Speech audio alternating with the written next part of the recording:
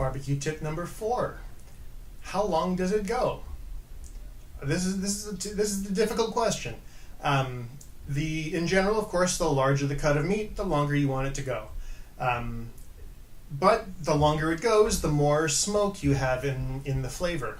And so you really have to kind of tailor it to your personal preference, as long as it's cooked, of course.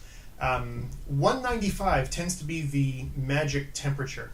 At 195, the connective tissue in the meat is sufficiently broken down so that 195 degrees or higher, it's pullable. Meaning, if you've got pork, you can literally take a gloved hand and put your hand on top of the pork roast and just crush it. With very little effort, it just kind of falls apart and pulls itself into chunks, and you're good. Take the bone out and you're ready to serve. With something like a brisket, it won't pull, but at that point, it's about as tender as it's going to get. It's certainly cooked all the way through, and it'll be soft enough and tender enough to really enjoy and not feel like your guests are working too hard at it. I tend to go by time rather than temperature, because I don't like the idea of sticking a meat thermometer into this piece of meat that you've been cooking for 12 hours.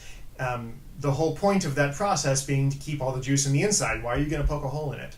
So if you take a pork shoulder and let it go for 14 hours, I promise you it will be done and pullable. You'll know if it's pullable. If it's a brisket, usually 9 hours, give or take. I'd say 8 to 12 hours generally does the trick. If you're using kind of the smaller cut brisket that you can get. If you're going to use the full brisket, which is huge and very hard to find, then you're talking 14 or more hours.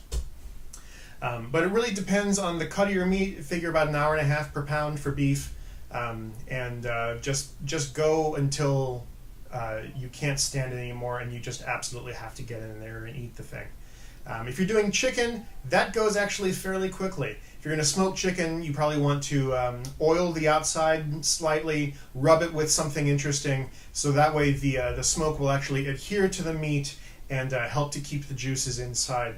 Otherwise, all you're doing is slow roasting chicken, which you can do in an oven, and the smoke won't really stick to it. The chicken skin won't really get crispy, and you'll be left with dry chicken, and who likes that? You want to think about how much time you need. It's a long process. I promise it's worth it. Give it a shot. So hopefully you can join us on October 11th at 7 o'clock down here in the Sergeant Gym at BUA, and we'll see how this process all works out for everybody.